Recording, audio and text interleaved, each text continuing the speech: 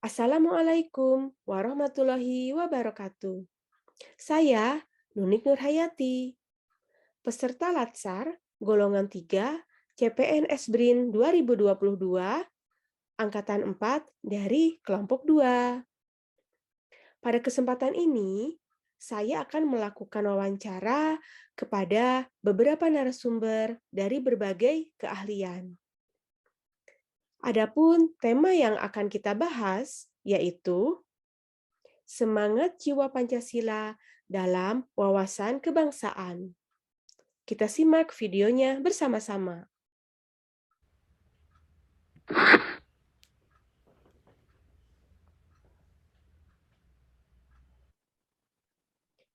Baiklah, di bincang-bincang kali ini kita kehadiran tamu pertama. Tamu pertama ini nama panggilannya Dea. Tapi siapa sih Dea itu? Kita tanyakan yuk langsung. Halo Mbak Dea, selamat sore. Halo Mbak Nunik, sore Mbak. Ya, Dea ini siapa ya? Boleh berkenalan dulu, mungkin dari nama dan kerja di mana? Halo penontonnya Mbak Nunik. Perkenalkan saya Dea, nama panjangnya Nadia Putri Utami, dari Bogor dan sekarang kerjanya di Yayasan Inobu. Yayasan Heeh. Inobu di Bogor juga lokasinya? Iya di Bogor, betul. Ya. Dia Ya. 2 sih kantornya, tapi aku yang di Bogor, 1 di Bali. Oh, ada yang di Bogor, ada yang di Bali. Mhm. Nah, di Yayasan Inobu ini sebagai apa ya? Di Inobu aku jadi, researcher yang Research. analis. Oh, jadi meneliti juga ya? Iya. Iya. Meneliti, mungkin saya tuh masih masih belum tahu ya, masih baru dengar pertama kali nih Yayasan Inobu. Sebenarnya Yayasan Inobu ini bergerak di bidang apa ya, ininya, ya perusahaannya atau Kalau yayasannya? Inobu itu Kalau Inobu itu bergerak di bidang, pertanian, Mmm, kehutanan juga, jadi kita bantu-bantu petani, pemetaan lahan-lahan petani kecil untuk dibantu diajukan ke sertifikasi, terus kita juga bantu, pertanian komoditas pala, seperti itu, yang lokal-lokal. lokal ya. Jadi mungkin kalau Mhm. ada joint research dengan BRIN juga berarti bisa ya? Sepertinya, Bisa karena memang bisa, satu iya. ya, satu line lah, satu garis ya. Iya. Iya, betul. Ya. Nah, kemudian ini pun saya ada satu pertanyaan nih ya, ada pertanyaan lah. Ada pertanyaan tentang, eee, yang berhubungan dengan semangat Pancasila.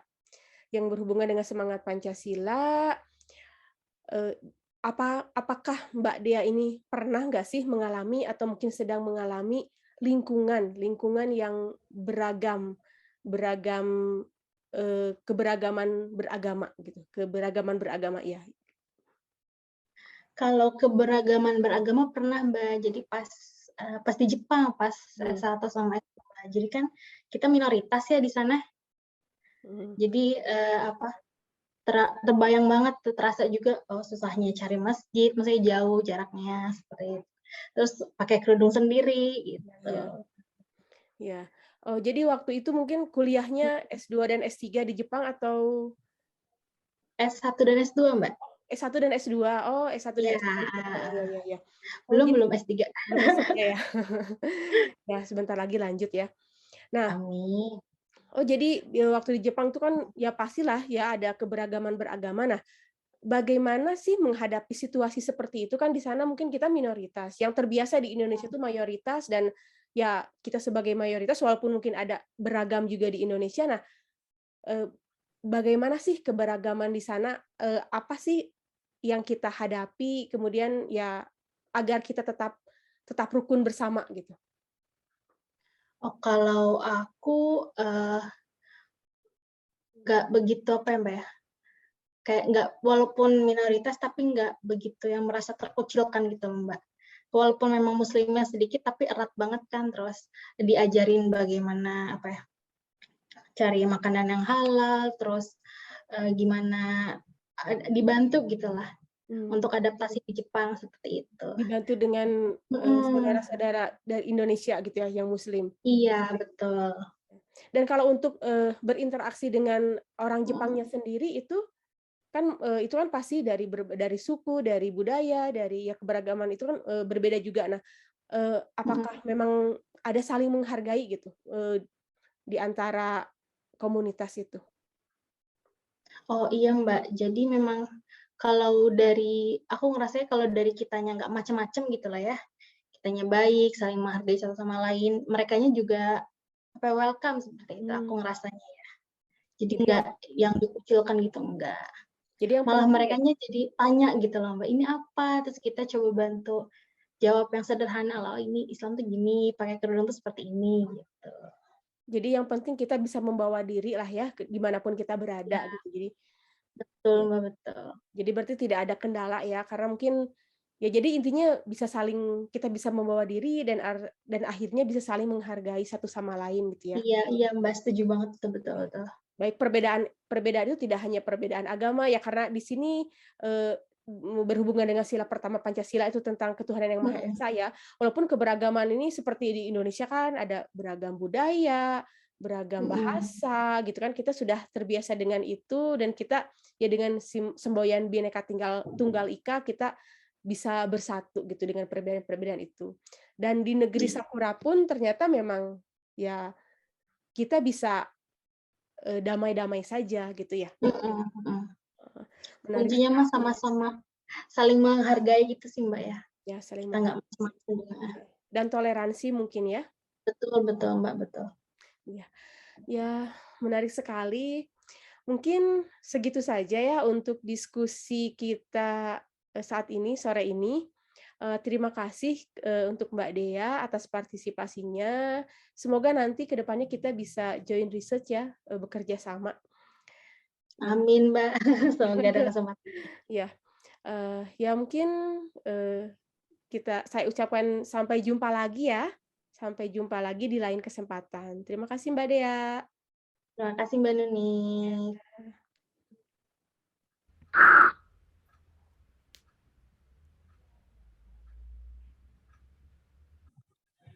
Baiklah, kali ini saya bersama Mbak Rice Silviana Pratika, seorang dosen muda.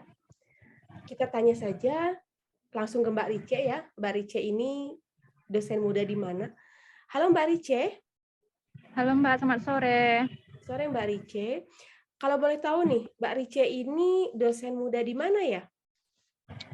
Oke, kebetulan saya terhitung Maret ini menjadi CPNS CPNS dosen di Politeknik Teknologi Kimia Industri Medan. Politeknik ini berada di bawah naungan Kementerian Perindustrian, Mbak. Nah, untuk saat ini apakah Mbak Rice ini sudah ditempatkan di fakultas mana atau di jurusan mana sehingga bisa tahu mengajar mata kuliah apa saja gitu? Untuk sementara kita masih belum dikasih penempatan di jurusan mana, fakultas apa. Jadi SK Direktur baru menginfokan bahwa kita ditempatkan sementara dan kebetulan saya ditempatkan di Laboratorium Oleokimia, Mbak. Oh, gitu ya. Nah, sebenarnya ini tuh saya tuh punya sedikit pertanyaan ya, pertanyaan tentang semangat Pancasila ya, semangat Pancasila. Tentunya kita sudah tahu Pancasila sejak kecil ya, sejak sekolah kita sudah diajarkan dengan Pancasila. Nah, pertanyaan yang Hmm. berhubungan dengan Pancasila. Jadi pertanyaannya itu, apakah Mbak Rike ini pernah punya pengalaman berinteraksi atau mungkin memiliki kolega yang berasal dari bangsa lain? Pernah, tidak hanya bangsa-bangsa yang maksud itu suku bangsa yang ada di Indonesia, dan juga saya juga pernah berinteraksi dengan kolega dari Thailand, Filipina, Jerman, Prancis, dan juga Jepang, Mbak. Itu kalau boleh tahu pada saat kapan ya, punya interaksi itu? Apakah sekarang pun masih berinteraksi dengan mereka? Ataukah mungkin Eh, bagaimana? Dulu saya pernah berinteraksi secara langsung ketika saya menempuh pendidikan di Jepang. Dan juga sampai sekarang kita masih tetap menjaga komunikasi dengan teman-teman yang berada di Filipina, Thailand, dan juga Jerman dan Prancis juga, gitu Mbak. Wah, menarik juga ya, sampai sekarang masih ada komunikasi. Jadi saya penasaran juga nih, pada saat berinteraksi dengan mereka tuh sebetulnya hubungannya tuh sedekat apa sih gitu dengan mereka itu? Kak Rice ini. Kalau dari masalah dekatnya, kita lumayan dekat karena kita bekerja di satu laboratorium yang sama, kita merasakan atmosfer pendidikan yang sama, seperti yang Mbak ketahui gimana kerasnya pendidikan di Jepang lah ya, dimana kita seperti 24 jam di lab, jadi kita sama-sama lah untuk menanggung, saling support dalam keadaan sulit gitu Mbak, saling menyemangati dalam keadaan down gitu. Oh, jadi hubungannya juga mungkin sama mereka ini termasuk harmonis ya? Karena Ya. saling support gitu. Tapi juga ada lah Mbak, seperti kita dalam kehidupan berinteraksi sosial juga adalah kerikil-kerikilnya dikit lah. Kalau kerikil pasti Tapi yang ada penting ya. kita masih tetap menjaga, buktinya sampai sekarang kita masih tetap berkomunikasi gitu. Ya mungkin selama itu mungkin satu lab ya, selama itu kan ada ada saling support gitu. Nah, untuk misalkan penelitian sendiri, di dalam penelitian sendiri apakah misalkan ada ya semacam kerjasama ataukah misalkan ya saling tolong menolong ya di dalam hal penelitian gitu, maksudnya nggak hanya dalam kehidupan sehari-hari. Mungkin kalau dalam penelitian, mungkin karena kalau untuk penelitian agak untuk saling tolong-menolong agak dikit lah ya Mbak, karena untuk penelitian kan kita memang harus mengerjakan sendiri ya. Tetapi ketika misalnya di lab kita tuh ada peraturan ya untuk ada batas waktu lah. Misalnya sampai jam 9 atau jam 10 kita tidak boleh sendirian di lab untuk mengerjakan penelitian. Jadi teman-teman misalnya kita ada penelitian sampai malam, jadi kita minta tolong sama teman-teman lah, sama teman-teman yang mau membantu Mbak gitu. Dan juga contohnya pada pengukuran NMR di peraturan di lab kita tidak boleh mengukur sendirian. Jadi kita tuh harus minta bantuan teman juga Mbak. Jadi intinya kita juga saling membantu sih.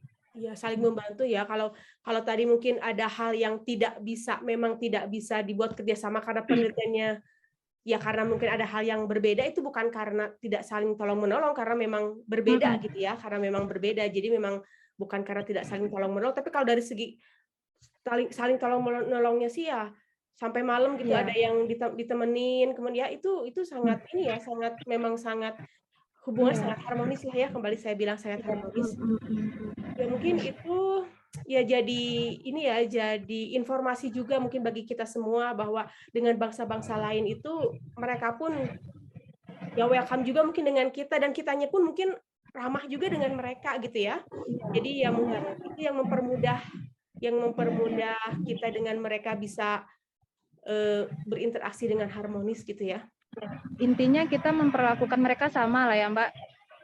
Jadi kita tidak membeda-bedakan dia dari negara mana, berasal dari mana lah gitu.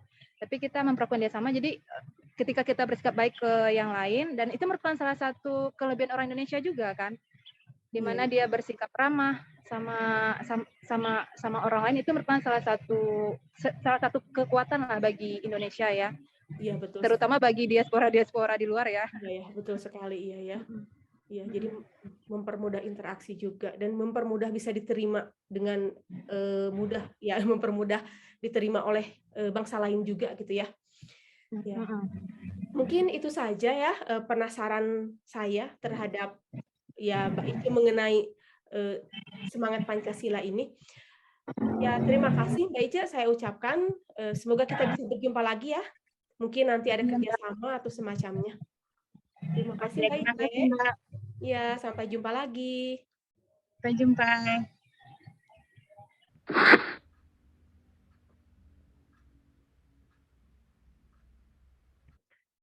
Baiklah, kali ini ada Mbak Yuli di sini. Mbak Yuli ini kerja di perusahaan apa? Biar lebih tahu, kita tanya langsung saja ya sama Mbak Yuli. Halo Mbak Yuli. Halo. Ya, Mbak Yuli ini kerja di perusahaan ya? Boleh tahu nama perusahaannya apa? Saya kerja di PT Mitsubishi Tanabe Pharma Indonesia di Jakarta. Oh, di Jakarta ya lokasinya ya. Jadi itu perusahaan apa, jenis produknya tuh sebetulnya produk apa ya? Oh, kita farmasi tapi produknya etikal, jadi harus dengan resep dokter. Oh gitu. Oh jadi ada yang khusus ya? Ada yang Iya. harus dengan resep dokter, nggak semua pabrik tuh bermacam-macam gitu ya? Iya. Oh, itu berbagai jenis, produk farmasi atau banyak atau hanya beberapa jenis ya? Ada beberapa jenis, tapi ya itu sih tadi restricted. Jadi karena obat keras jadi harus dengan resep dokter. Kalau semisal nih saya misalkan, eee, mengajukan untuk memproduksi gitu ya, ada kerjasama kita misalkan, itu bisa ya mungkin dibuat ada kerjasama yang baru gitu, untuk produksi Bisa. produk farmasi. Ya mungkin nanti suatu saat ya, Ya. kita bisa bekerja sama. Ya. Amin. Nah, ini pun sebetulnya saya tuh ada pertanyaan yang khusus ya, pertanyaan tentang, semangat Pancasila buat Mbak Yuli nih. Saya ingin tahu nih ya, sebetulnya kan kita sebagai warga negara Indonesia, apakah Mbak Yuli merasa sangat bangga gitu dengan menjadi warga negara Indonesia? Oh, jelas bangga lah jadi warga negara Indonesia. Ya, bangga lah ya.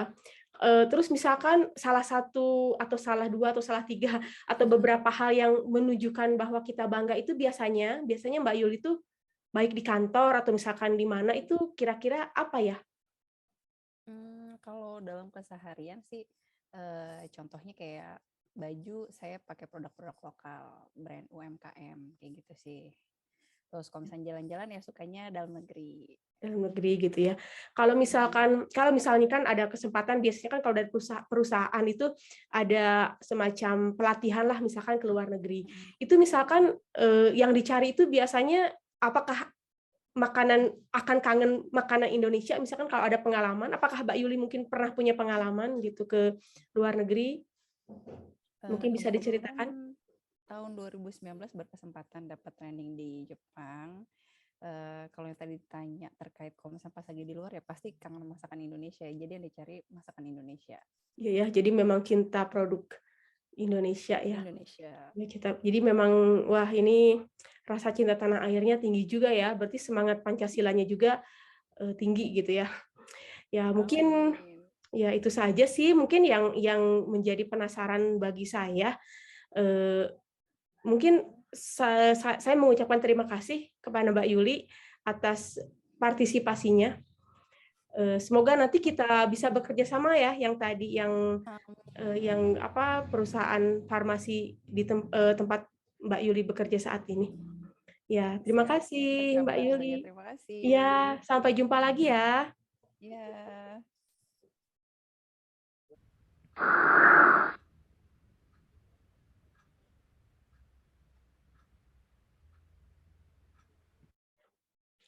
Baiklah, kali ini saya kedatangan tamu, yaitu ada Bapak Bijak. Bapak Bijak ini adalah seorang dosen muda dari universitas mana nih? Coba kita tanya. Selamat sore Bapak Bijak, Mas Bijak ya? Selamat sore ya. Ya. Assalamualaikum warahmatullahi wabarakatuh. Waalaikumsalam warahmatullahi wabarakatuh. Jadi saya dosen di Universitas Sriwijaya ya. Lihat di belakang itu Unsri. Oh iya, Unsri ya. Waduh, Unsri, Universitas Sriwijaya di Palembang berarti ya? Ya, betul. Di Palembang. Nah, Mas Bijak ini di Unsrinya itu sudah ada penempatan untuk di jurusan mananya? Atau misalkan masih secara global gitu universitas? Ya, saya ditempatkan di jurusan Kimia, Fakultas Matematika dan Ilmu Pengetahuan Alam. Wah, di jurusan kimia ya. Aduh. Nah, jadi sekarang itu Bapak Bijak sudah berapa lama ya di Unsri yang mengabdi sebagai dosen muda ini? Ya, baru 1 bulan ya, sebulan Baru 1 kurang. bulan. Iya. Masih CPNS mungkin ya? Iya, betul. Di CPNS. SPMT-nya kemarin tanggal 1 Juni, ini baru tanggal 29, belum sampai sebulan. Belum 30 hari ya? Iya. Ya, berarti semangat Pancasilanya ini masih sepertinya masih sama-sama menggelora dengan saya gitu ya. Mungkin saya tuh Ya. Amin. Ada sedikit pertanyaan sebetulnya mengenai semangat Pancasila nih buat Mas Bijak. Kira-kira nih ya, peran apa sih kita sebagai warga negara yang pernah kita lakukan untuk bangsa kita ini? Beberapa contoh atau salah satu contohnya. Apa ya, kalau kita ngelihat dari Pancasila ya, dari kelima silanya, yang pertama ketuhanan yang Maha Esa. Kalau misalnya kita beragama itu berarti udah sejalan ya. Kemudian kemanusiaan yang adil dan beradab menunjukkan kita itu apa ya, memiliki rasa kemanusiaan gitu loh.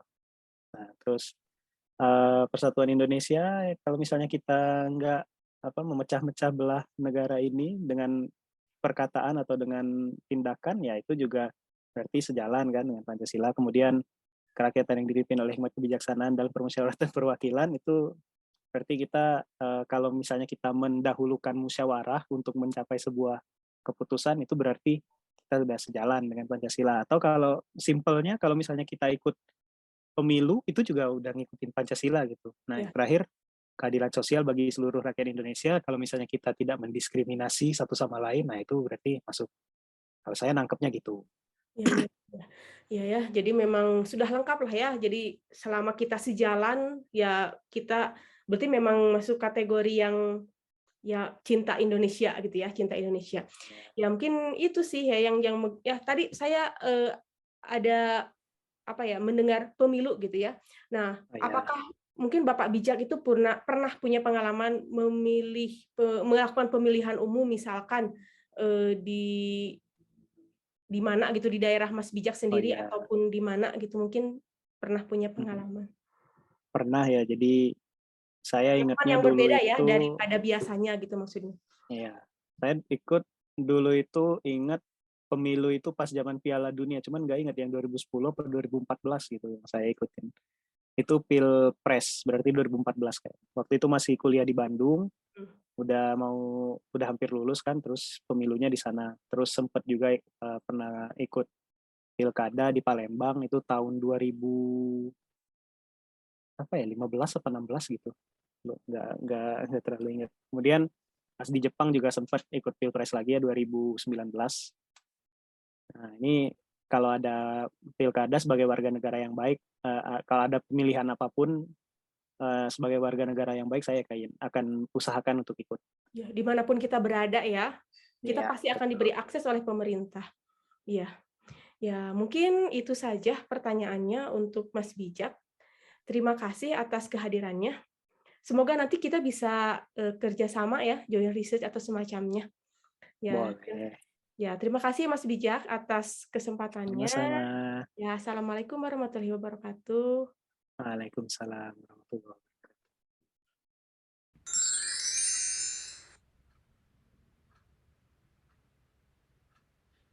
Nah, untuk yang selanjutnya di sini ada Hersa.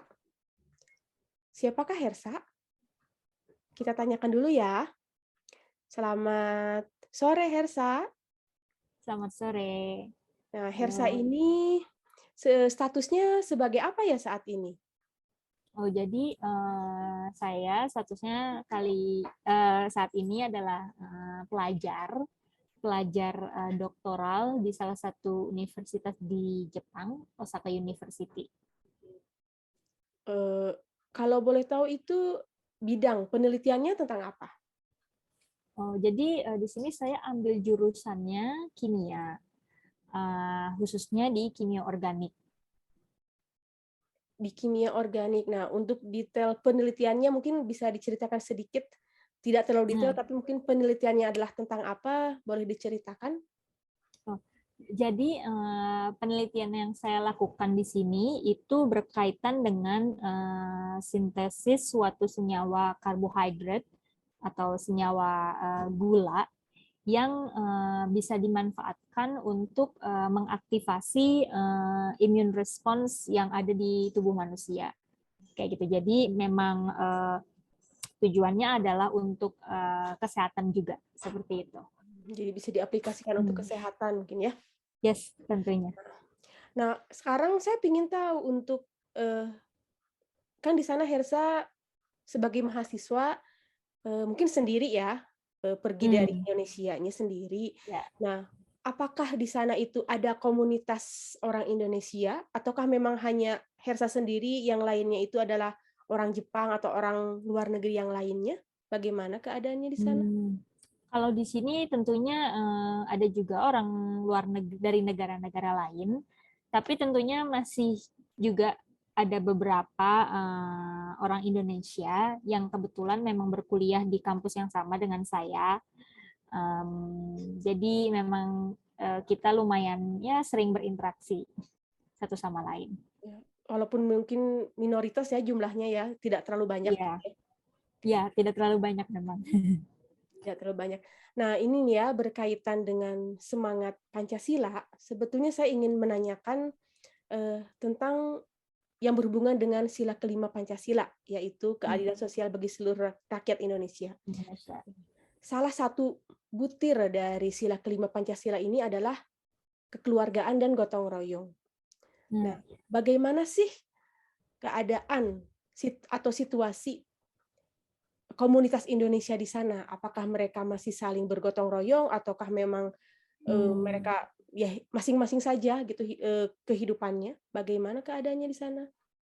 Oh, di sini sebenarnya keadaannya baik-baik saja. Meskipun orang Indonesia yang berada di sekitar saya itu tidak begitu banyak, mungkin bisa dibilang ya 20 atau 25 orang saja, akan tetapi saya masih bisa merasakan kekeluargaan dan gotong royong antar sesama orang Indonesia yang tinggal di sini. Kayak gitu. Dan menurut saya malah karena jumlah orang Indonesia yang sedikit, justru itu yang membuat tali kekeluargaan dan gotong royongnya itu makin erat. Mungkin ketika rakyat Indonesia, orang Indonesia yang tinggal di sini jauh lebih banyak, barangkali talinya tidak akan begitu erat dibandingkan kalau kita yang hanya sedikit kayak gitu. Oh, jadi seperti ada keluarga juga mungkin ya? Iya, betul sekali. Jadi saling membantu jika ada yang membutuhkan, mungkin seperti itu. Ya, betul sekali. Walaupun dari Indonesia berangkat sendiri tanpa keluarga, di Jepang seperti ada keluarga, berarti di sana memang suasananya nyaman juga sepertinya ya? Iya, sangat nyaman sebenarnya. Jadi meskipun saya berangkat sendiri dan saya tidak tahu apapun dan tidak punya teman, tapi karena adanya komunitas Indonesia, jadi itulah yang membuat saya tidak merasa sendiri kayak gitu. Saling membantu gitu ya? Yes. Tentunya asik ya tinggal di sana, tetapi ada keluarga lah, anggaplah mereka memang seperti keluarga sendiri ya, karena memang sama-sama orang Indonesia dan tali persaudaraannya juga erat gitu ya. Ya, betul sekali. Itu yang saya rasakan di sini. Ya, mungkin itu saja sih ya yang saat ini saya ingin tanyakan, sampai situ saja. Ya, terima kasih atas partisipasinya. Sukses selalu. Sampai bertemu lagi. Ya, sampai bertemu lagi. Sampai jumpa. Bagaimana videonya? Dari hasil wawancara yang sudah kita saksikan bersama, ada beberapa poin nilai sikap yang bisa kita catat.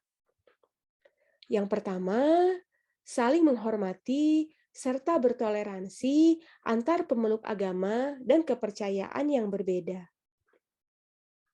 Yang kedua, kehidupan harmonis di antara bangsa yang berbeda. Yang ketiga, perwujudan rasa cinta tanah air. Yang keempat, keikutsertaan dalam mengambil keputusan, seperti dalam pemilihan umum.